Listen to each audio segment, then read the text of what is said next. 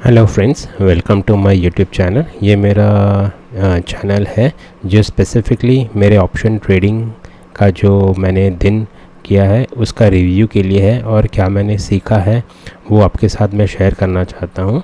तो इस तरह से मैं bar by bar chart each and every candle को स्टडी करने की कोशिश करता हूँ और क्या बुल्स और क्या बेयर्स अपना काम कर रहे हैं, क्या प्रेशर लगा रहे हैं, उसकी तरह से हम लोग एक प्रोबेबिलिटी जनरेट होती है और उस प्रोबेबिलिटी को अगर हम लोग ट्रेड में किस तरह से कन्वर्ट कर सकते हैं, क्या अपॉर्चुनिटीज़ बिल्डअप कर सकते हैं, उसके बारे में ये सीरीज़ है।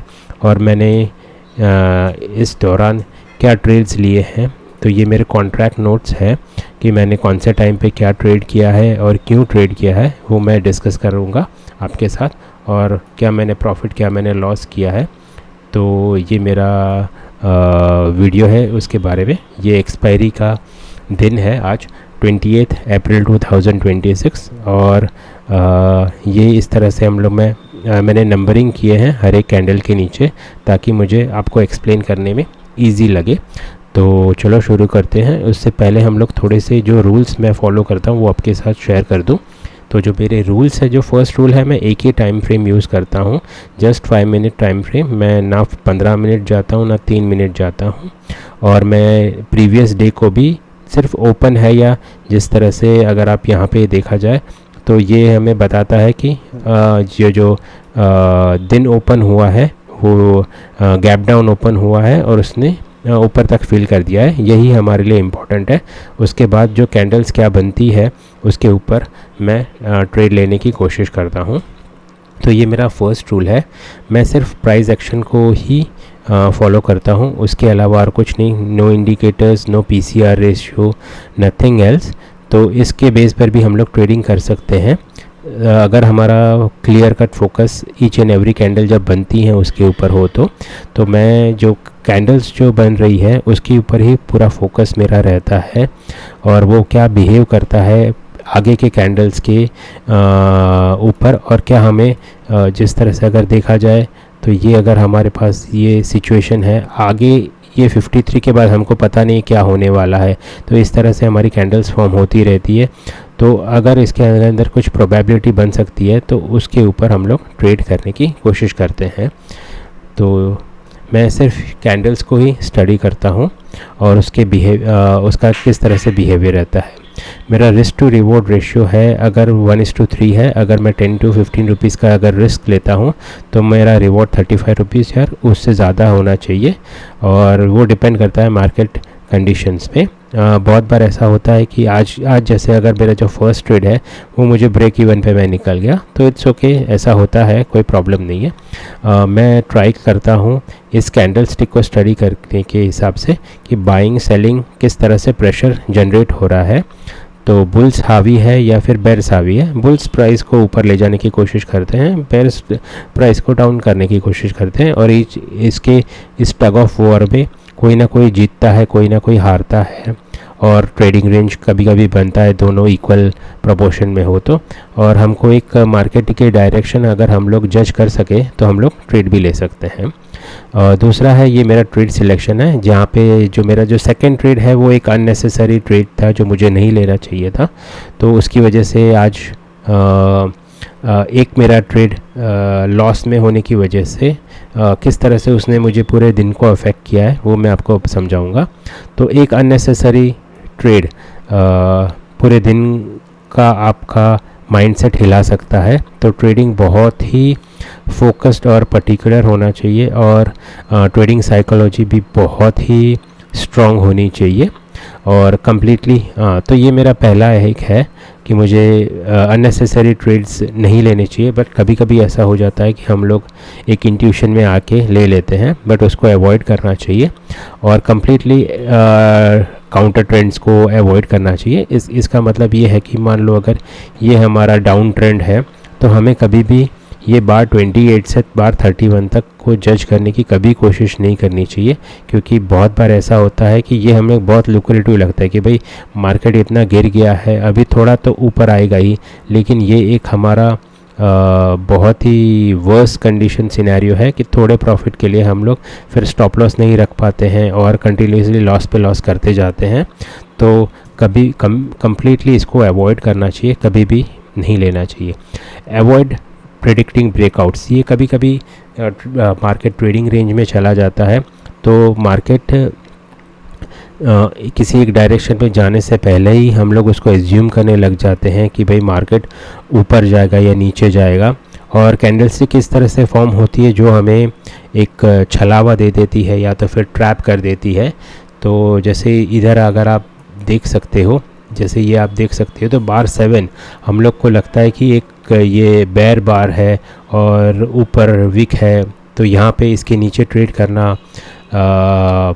कर सकते हैं फॉर अ शॉर्ट। बट ये हमें कोई कंफर्मेशन, ब्रेकआउट का कंफर्मेशन आया नहीं है, उसका पुल बैक आया नहीं है, और उससे पहले ट्रेड लेना, एक अननेसेसरी ट्रेड लेना बहुत ही घातक साबित हो सकता है। तो इसको अवॉइड करना है, पहले उसको कम्प्लीटली ब्रेकआउट होने दो और फिर उसके पुल बैक पे बाई करो या तो आगे का आपके ट्रेड लो। तो पहले कंफर्मेशन आना चाहिए, फिर फोकस ऑन, ये मेरा इम्पॉर्टेंट है कि ब्रेकआउट आने के बाद मैं पुल बैक का वेट करता हूं और उसके बाद एंट्री लेने की कोशिश करता हूं। और मैं बहुत अटेंशन देता हूं प्रीवियस हाइज़ और प्रीवियस लो। जैसे अगर आप देख सकते हैं कि इसके कंटेक्स्ट में ये प्रीवियस लो है, और जैसे ये बार 7 है तो इसके कंटेक्स्ट में ये बार 3 इज़ प्रीवियस हाई, इस कंटेक्स्ट में ये बार 10 11 है, इसके कॉन्टेक्स्ट में ये बार 7 एक मेरा प्रीवियस हाई है, बार 15 के कॉन्टेक्स्ट में ये बार 10 मेरा प्रीवियस हाई है, बार 21 है इसके कॉन्टेक्स्ट में मेरा बार 15 प्रीवियस हाई है।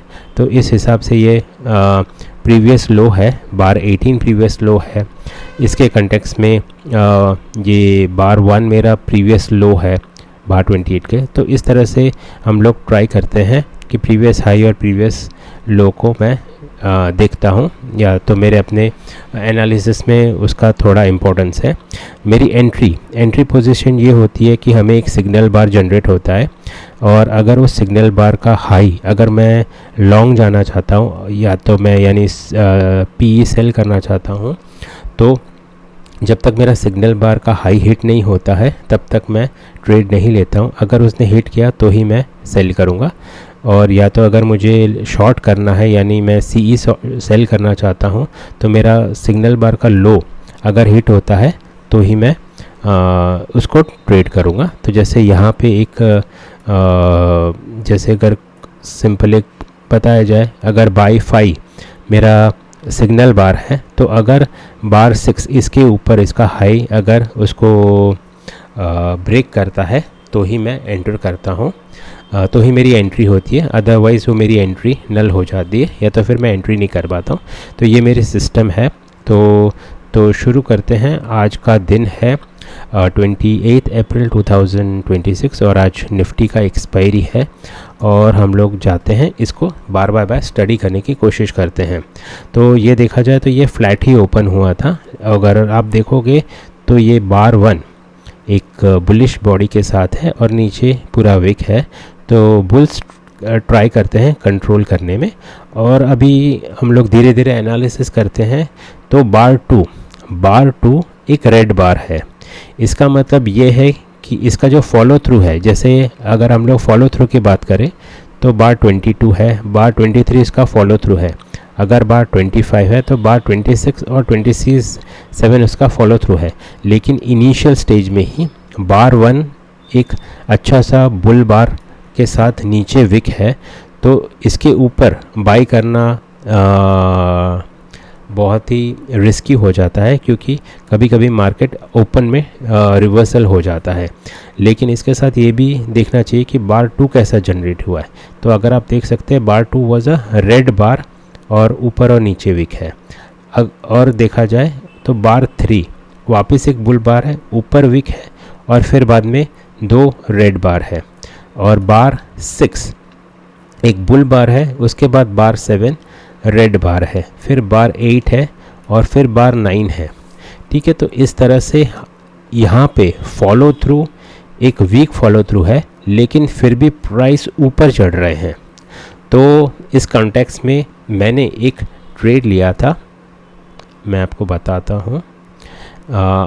एट मेरा जो फर्स्ट ट्रेड था वो 940 का ट्रेड था, मैंने पी शॉर्ट किया था। अब मैं बताता हूँ 940 कब आता है। 940 यहाँ पे आता है। तो दिस इज़ मेरे लिए ये एक बुल ट्रेंड है, और यहाँ पे छोटा सा बुल ट्रेंड है, और ये है मेरा H1 बाई सेटअप।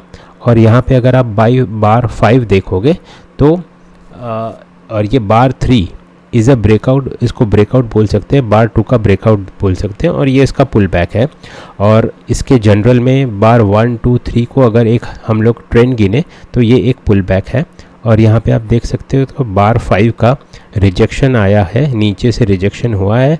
तो मेरा बार 5 जब ये फॉर्म हो रहा था, तो जब 6 बार फॉर्म हुआ और बार 5 के ऊपर गया, तो मैंने एक पीई शॉर्ट किया था। मैंने शॉर्ट किया था 290 रुपीज़ के, 290.15 रुपीज़ में शॉर्ट किया था। अब आप देखोगे 952 को, देखते हैं 952 कब था।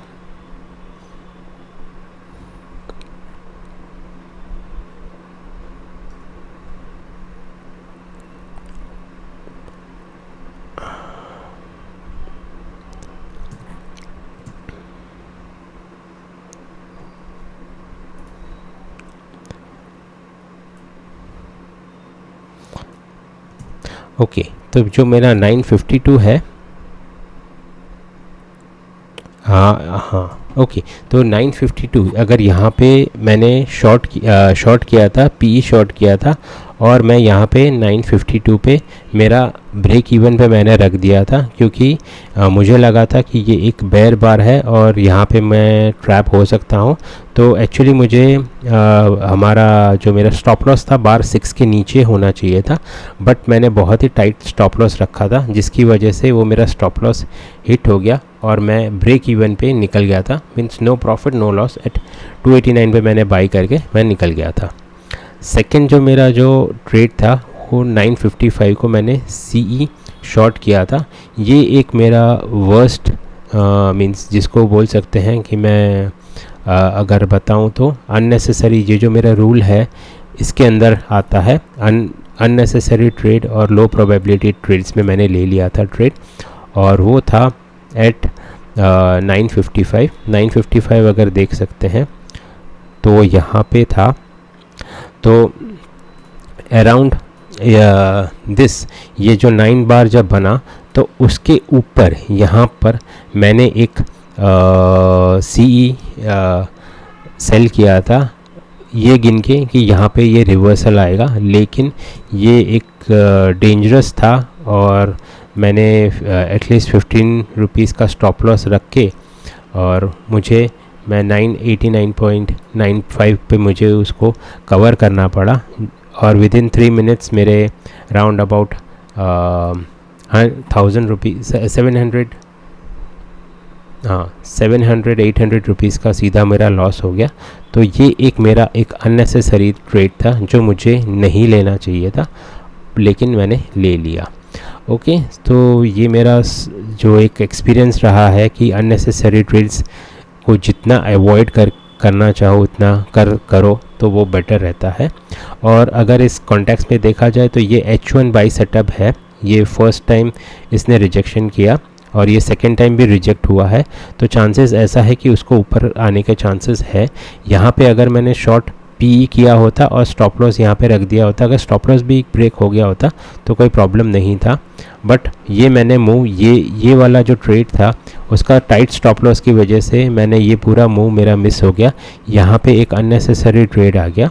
और दूसरा भी मैंने एक रिस्की वाला ट्रेड ले लिया था जो मेरे फेवरेबल में ही था, लेकिन समहाउ मैं आपको दिखाता हूँ कि मैंने एक 10-12 अभी 10-12 पहले हम लोग ट्रेड्स डिस्कस कर लेते हैं, फिर बाद में मैं आपको आगे के थोड़ा सा समझाने की कोशिश करता हूँ। 10-21 पे मैंने एक सी शॉर्ट किया था। उसका रीज़न यही था कि ये वीक चैनल ऊपर की साइड जा रहा है, तो उसका मुझे एक पुल बैक या डाउन ट्रेंड मिलेगा ही। तो एट 10-21 यहाँ पे 21 के ऊपर इस जगह पे, यस, यहाँ पे बार 15 के हाई पे मैंने एक एग्जैक्टली इस इधर के हाई पे मैंने एक सी शॉट किया था अराउंड 262.5 रुपीज़ के ऊपर, वहाँ पे मैंने शॉट किया था। और 1055 अराउंड दिस बार 21 पे मुझे उसको कवर करना पड़ा।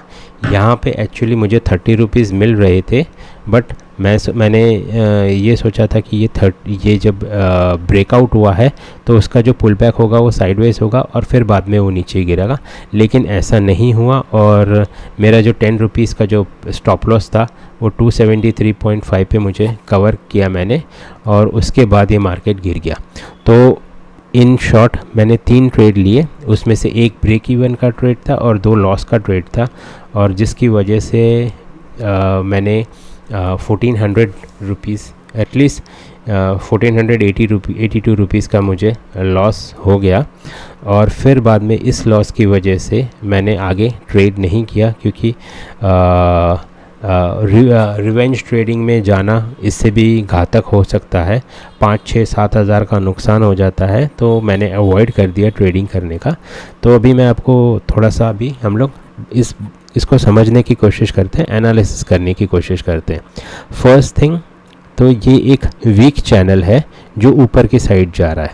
अगर आप देखा जाए तो फर्स्ट बार 1 का भी फॉलो थ्रू नहीं था, बार 3 का भी फॉलो थ्रू नहीं था, बार 6 का भी फॉलो थ्रू नहीं था, बार 9 का भी फॉलो थ्रू नहीं था। तो एक एक्सपेक्टेशंस ये थी कि जैसे ये 13 और 15 एक 2 बार ऊपर गया है। अगर आप ये देखा जाए तो बार 9 ब्रेकआउट करता है बार 7 को, लेकिन उसका फॉलो थ्रू देखो, एक क्या कहते हैं पुल बैक आया, ऊपर गया और फिर रिजेक्शन आ गया यहाँ पर से। अब यहाँ पे तो अगर देखा जाए तो जब तक ट्रेंड लाइन, ये अगर देखा जाए तो ये एक ट्रेंड लाइन है, तो यहाँ पर उसने एक ट्रेंड लाइन ब्रेक किया। तो अभी बहुत ऐसा था कि मार्केट डाउन जाने की स्टार्ट होने ही वाला था, लेकिन मार्केट ट्रैप करता है बुल्स को और बेयर्स को और एमेच्योर्स और इंटरमीडिएट लेवल लोगों को। मीन्स ये मार्केट किस तरह से ट्रैप करता है वो मैं आपको समझाने की कोशिश करता हूँ। फर्स्ट तो यहाँ पे आपको दिखाया जाता है कि मार्केट ऊपर जाने की कोशिश करता है, लेकिन 1 2 3 4 बार से यहाँ पे नीचे आ जाता है, और यहाँ पे बुल्स को तकलीफ़ हो जाती है, बुल्स को ट्रैप किया जाता है कि भाई आपने यहाँ पे जिन्होंने भी ट्रेड लिया है उनके स्टॉप लॉस यहाँ पर से या तो इसके नीचे से, जैसे अगर आप देखोगे बार 18 के यहाँ के बार 9 के नीचे ही जिनके स्टॉप लॉस है उनके स्टॉप लॉस ट्रिगर किए हैं।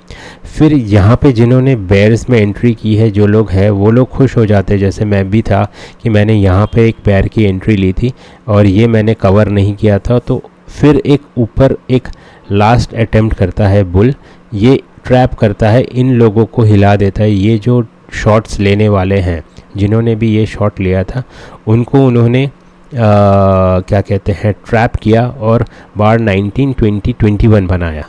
लेकिन अगर आप देखो तो बार 21 इसके ऊपर नहीं जा पाया है। तो ये बेयर्स हावी थे, उनको पता था कि हम लोगों को एक डाउनसाइड ट्रेंड लेने का है, डाउनसाइड मूव आने की तैयारी में है। तो ये जो डाउनसाइड का मूव आया है उसके जो फर्स्ट रीज़न था ये वीक चैनल।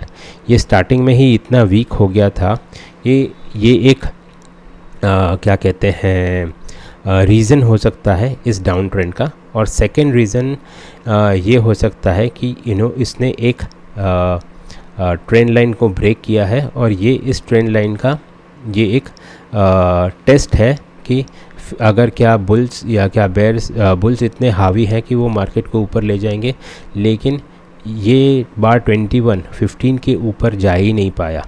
तो यहाँ पे जो प्रो ट्रेडर्स हैं, जो लोग हैं, वो लोग वेट कर रहे थे कि मार्केट यहाँ पे आए तो वो लोग को बेस्ट प्राइस में वो और शॉर्ट कर सके।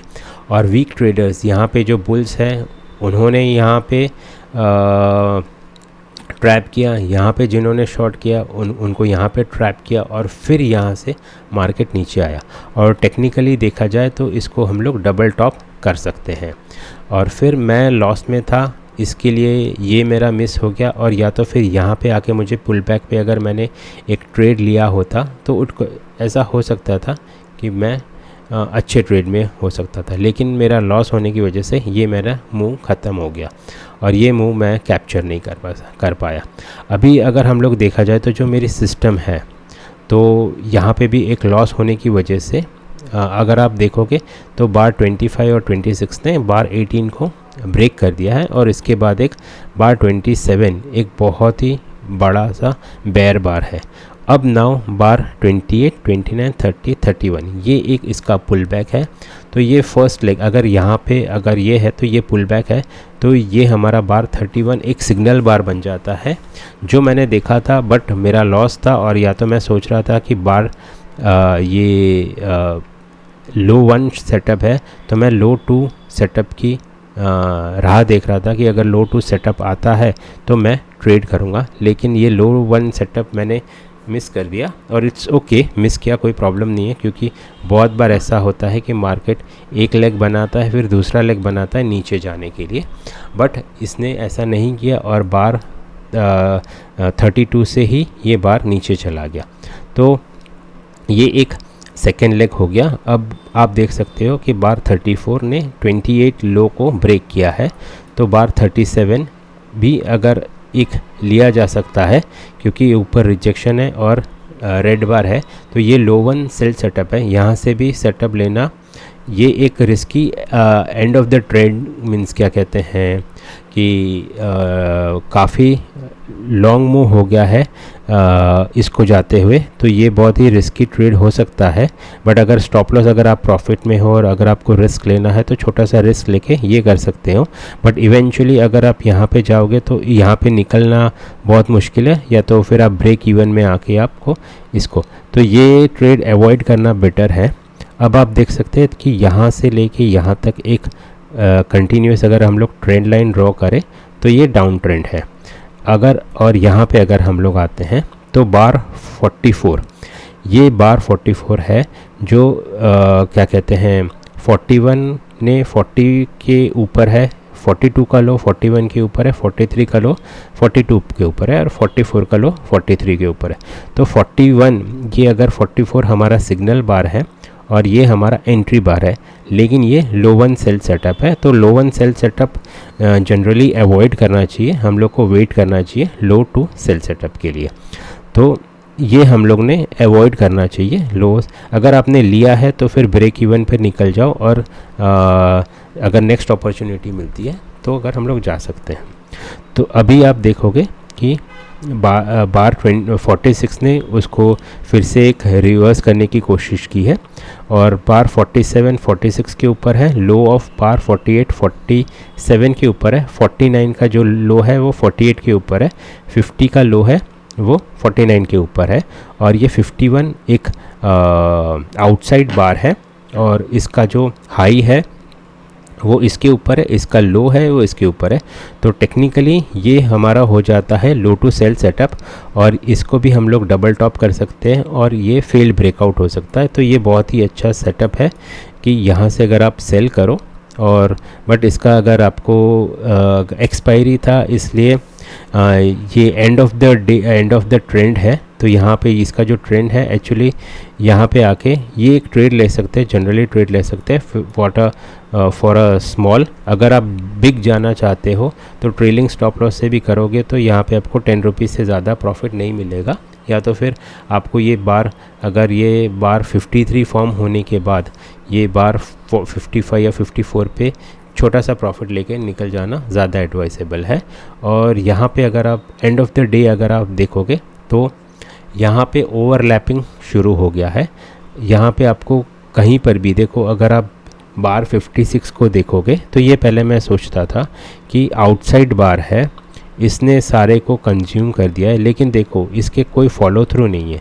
इसके ऊपर जैसे ही प्राइस जाता है रिजेक्ट हो जाता है और नीचे आ जाता है।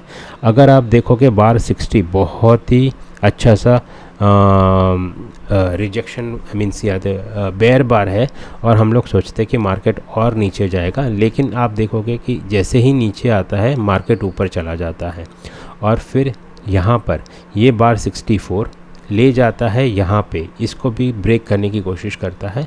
तो कभी कभी ऐसा होता है कि यहाँ पे रिजेक्शन है, यहाँ पे रिजेक्शन है, तो बहुत बार ट्रेडर्स एंटर कर लेते हैं इस रनिंग कैंडल में, यानी इसका लो हिट होने ही नहीं देते हैं, उससे पहले ही एंटर कर देते हैं।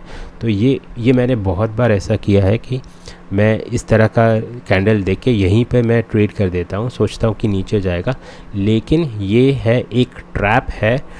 बुल्स और बेयर्स दोनों को ट्रैप किया जाता है।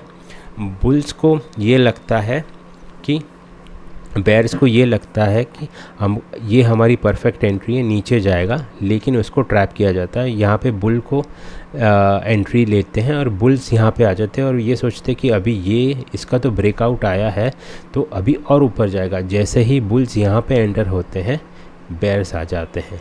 तो हमेशा से एक ब्रेकआउट, अगर आप यहाँ पे देखोगे तो बार 68 एंड 69 ये बार 51 के हाई को ब्रेक ही नहीं कर पाए। तो ये जो मेरा प्रीवियस हाई है उसको ब्रेक नहीं कर पाया और आप देखोगे एक्सपायरी का एंड है तो यहाँ से फिर से रिजेक्शन आया और एंड में जितने भी बुल्स ने, अगर हम लोग बुल लेग देखोगे तो किसी का इसका पुल बैक आया ही नहीं और सीधा रिजेक्शन होके ट्रैप किया। तो इसमें बुल्स और बेयर्स दोनों ही ट्रैप होते हैं और ये बहुत ही एडवांस लेवल का ट्रेडिंग है। जब अगर आपके पास प्रॉफिट है, कैपिटल है, तो आप इस तरह से यूज़ करो कि यहाँ पे आप CE सेल करो और यहाँ पे आप PE सेल करो, बट ये बहुत ही एडवांस लेवल का है और अगर आप लाइफ टाइम अगर इसको अवॉइड कर सकते हो तो इसमें कोई हर्ज नहीं है। बट अगर आप सिंपल ट्रेडिंग रखोगे, जैसे कि ये एक ट्रेंड है, ये पुल बैक है, ये सेकेंड पुल बैक है, यहाँ पे अगर आप बैट लेके फिर भी अगर आप ब्रेक इवन पे निकल जाते हो तो कोई प्रॉब्लम नहीं है। हमारा टारगेट ये है कि अगर हम लोग इस तरह सा सेटअप ले सकते हैं, इवन ये वाला सेटअप भी अच्छा है, यहाँ पे भी अगर हम लोग ने लिया है तो ये अगर दिन में अगर हम लोग ने यही एक सिंगल लेग अगर हम लोग ने कवर किया रहता है, ये भी नहीं किया है तो भी कोई प्रॉब्लम नहीं है, ये भी नहीं किया है, सिर्फ यही एक लेग अगर हम लोग ने कवर किया है, बाकी जहाँ पे अगर हम लोग ने ट्रेड लिया है अगर वो ब्रेक इवन में भी जाता है तो वो हमारा दिन प्रॉफिटेबल रहता है। तो ये मेरा स्ट्रेटजी है कि इस तरह से मैं ट्रेड करने की कोशिश करता हूँ और मैं साथ में कॉन्ट्रैक्ट नोट्स भी शेयर करता हूँ, इसीलिए शेयर करता हूँ कि मैं आपको बता सकूँ कि क्या मैंने ट्रेड किया है। तो मेरी ये लर्निंग्स है। तो आज का दिन इस तरह से गया है। साइकोलॉजी भी बहुत इन्वॉल्व होती है कि किस तरह से आपने अनफोल्ड किया है और बेसिकली जब हम लोग इनिशियल में लॉस हो जाता है तो ये छोटे ट्रेड्स लेने की इच्छा बहुत हो जाती है और इसको अवॉइड करने के लिए ही मैंने ट्रेड नहीं किया है और इसकी वजह से ही ये एक रिस्की ट्रेड है। मैं ले लेता हूँ कभी लो वन सेटअप ले लेता हूँ। मैं सोचता हूँ कि अगर 10 रुपये का नुकसान है तो लिया जा सकता है। अगर मैंने अगर ये रिस्क ले लिया होता तो मुझे एक अच्छा खासा मूव हो सकता था, बट बिकॉज़ मैं इनिशियल यहाँ पर ही मेरा लॉस हो गया था, इसकी वजह से ये मैंने ट्रेड नहीं लिया। इवन ये ट्रेड नहीं लिया और ये वाला भी ट्रेड मैंने अवॉइड कर दिया। तो ये मेरा दिन रहा। तो नेक्स्ट